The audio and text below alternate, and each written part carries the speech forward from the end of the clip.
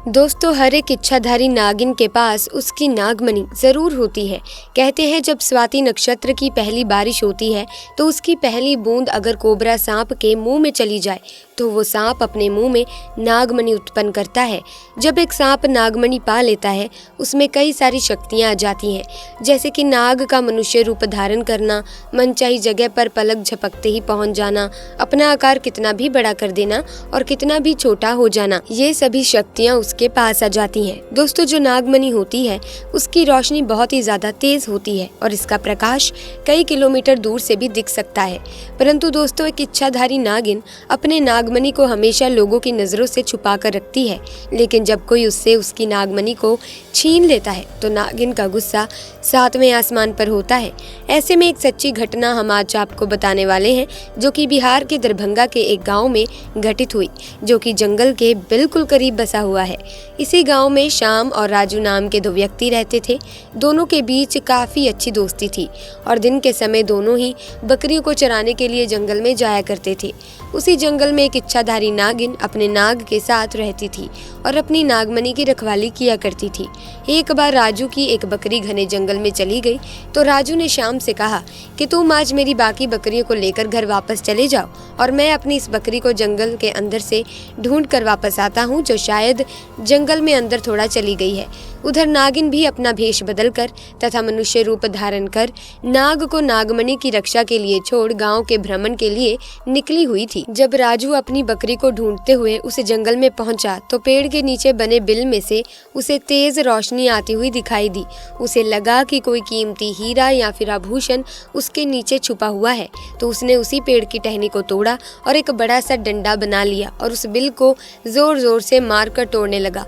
उस बिल को तोड़ते समय राजू बहुत तेजी से डंडे से वार कर रहा था, जिसमें से दो चोट नाग के बिल के अंदर मौजूद नाग पर लग गई और नाग ने उसी समय अपना दम तोड़ दिया। जब राजू ने मरे हुए नाग को देखा और उसके पास तेज चमकती हुई मणि को देखा तो वो समझ गया कि वो चमकती हुई चीज और कुछ नहीं बल्कि एक नागमणि है। उसने पहले नाग को डंडे से हिलाया और ये सुनिश्चित किया कि नाग मर गया है या जिंदा है। फिर उसने जब इस बात को पक्का कर लिया कि नाग मर गया है तो उसने अपनी जेब से सफेद रंग का रुमाल निकालकर उसके अंदर उस नागमणि को रख लिया और भागता हुआ तेजी से घर को निकल गया और ये भी भूल गया कि वो जंगल में अपनी बकरी को ढूंढने आया था और वो बकरी अभी भी जंगल में ही रह गई। इधर जब नागिन वापस अपने बिल की तरफ लौटी तो जैसे ही उसने नागमणि गायब पाई और अपने नाग को मरा हुआ देखा तो वो गुस्से से आग बबूला हो गई। उसने अपनी शक्ति से नाग की आंखों में ये देख लिया कि उसके नाग का कातिल कौन है। दोस्तों, राजू ने अब एक बहुत बड़ी गलती कर दी थी। उसने नाग के मरे हुए शरीर को वहीं जंगल में छोड़ दिया था। अगर वो नाग के शरीर को उसी समय जला देता तो शायद नागिन को उसके बारे में कभी पता ही नहीं चलता। उधर राजू बहुत खुश था क्योंकि उसे दुनिया की सबसे शक्तिशाली चीज मिल चुकी थी, यानी नागमणि मिल चुकी थी। राजू जब घर पहुंचा तो सबसे पहले उसने नागमणि अपने हाथ में पकड़ी और इच्छा जाहिर की कि जंगल में जो बकरी खो गई है उसे वो वापस मिल जाए। तो चमत्कार हुआ दोस्तों, अगले ही पल वो बकरी उसके घर के दरवाजे के बाहर खड़ी थी। राजू ये सब देखकर बहुत खुश हो गया। उसने नागमणि की सहायता से अपने घर को ही बदल दिया और अब गांव का सबसे अमीर इंसान बन चुका था, और वो भी केवल और केवल नागमणि की मदद से। उधर नागिन अपने नाग की हत्या का बदला लेने के लिए आग बबूला हो रही थी, परंतु वो विवश थी क्योंकि राजू के पास नागमणि थी और वो तब तक राजू को नुकसान नहीं पहुंचा सकती जब तक उसके पास वो नागमणि मौजूद है। दोस्तों, कहते हैं कि इच्छाधारी नागिन बगैर मणि के भी कोई भी रूप धारण कर सकती है। अपनी शक्ति का फायदा उठाकर नागिन ने एक सुंदर कन्या का रूप धारण किया और राजू किसी काम से दूसरे गांव जा रहा था तो उसके बीच रास्ते में बैठ गई और रोने लगी। जब राजू ने देखा कि एक बहुत ही सुंदर स्त्री रो रही है तो वो तुरंत बैलगाड़ी से नीचे उतरा और उस कन्या से पूछने लगा कि आप क्यों रो रही हो। सुंदर लड़की के भेष में उतरी उस नागिन ने कहा कि मेरा नाम रोशनी है और मैं अपने पति के साथ दूसरे गांव में रहती हूँ, परंतु कल वो एक कन्या के साथ शादी करके आ गया और मुझे मार मार कर घर से बाहर निकाल दिया। मैं बेसहारा हूँ, लाचार हूँ। राजू को उस स्त्री पर तरस आ गया और उसकी सुंदरता से राजू बहुत मोहित भी हुआ और उसे अपने घर ले आया। धीरे धीरे नागिन और राजू के बीच में दोस्ती शुरू हो गई और ये दोस्ती इतनी गहरी होती चली गई कि राजू को पता ही नहीं चला कि अब वो इस स्त्री के प्यार में फंस चुका था। एक दिन राजू और रोशनी यानी वो नागिन दोनों घूमने के लिए गए और एक जगह एकांत पाकर रोशनी ने राजू से पूछा, ये तुम्हारे गले में ये चमकती हुई चीज क्या है?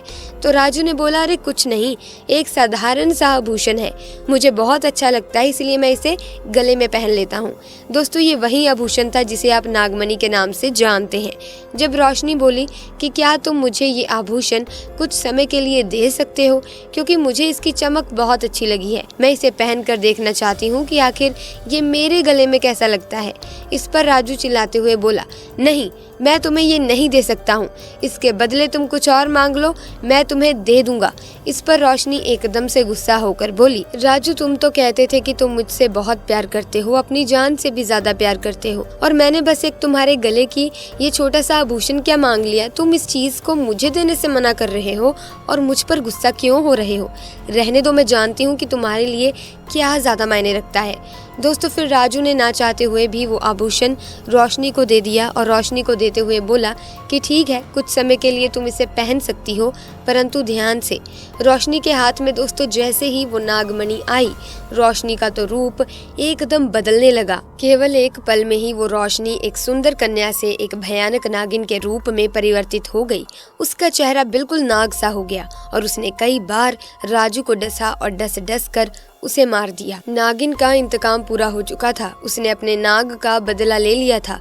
दोस्तों, तब से ये नागिन इस गांव में अपने नाग के लिए 500 साल से आज भी जिंदा है। इसके बाद से वहाँ कुछ ऐसी घटनाएं सुनने में आई हैं जिसे सुनकर हर कोई हैरान है। वहाँ के स्थानीय लोगों का कहना है कि उन्होंने एक नागिन को महादेव की पूजा करते देखा है और इसके बाद अचानक वो नागिन कहाँ गायब हो जाती है किसी को नहीं मालूम। जब इस बारे में गांव के मंदिर के पुजारी जी से बात की गई तो मंदिर के पुजारी का कहना है कि अपने नाग की मौत के बाद से ही नागिन भयंकर रूप धारण करके अपने नाग को ढूंढ रही है और जिस तरह से पिछले 500 सालों से महादेव की पूजा करती थी, आज भी वही करती आ रही है। नागिन इस मंदिर में आती है और भगवान शिव से अपनी प्रार्थना कर बिना किसी को नुकसान पहुंचाए चली जाती है। आज भी लोग कहते हैं कि तकरीबन 500 साल से ये नागिन इस मंदिर में आ रही है। तो दोस्तों, कभी भी एक नागिन के नाग को मारना नहीं चाहिए और साथ ही नागिन की नागमणि को तो भूल से भी छूना नहीं चाहिए, अन्यथा वो नागिन 7 जन्मों तक उस व्यक्ति का पीछा नहीं छोड़ती। आपको ये घटना कैसी लगी हमें कमेंट सेक्शन में जरूर बताना। साथ ही महादेव के भक्त कमेंट सेक्शन में पूरी श्रद्धा से लिखना ना भूलें, हर हर महादेव, ताकि भगवान शिव की कृपा आप पर और आपके परिवार पर सदैव बनी रहे। इसी के साथ दोस्तों, अगर आपको ऐसी ही वीडियोस देखना अच्छी लगती हैं, आप ऐसी ही वीडियोस की अपडेट पाना चाहते हैं, तो आप हमारे चैनल को सब्सक्राइब करके बेल आइकन को प्रेस कर सकते हैं ताकि नए वीडियोस की अपडेट आपको सबसे पहले मिले। ऐसे में दोस्तों, मुलाकात होगी किसी नई वीडियो में नई घटना के साथ। तब तक के लिए आपका बहुत बहुत धन्यवाद।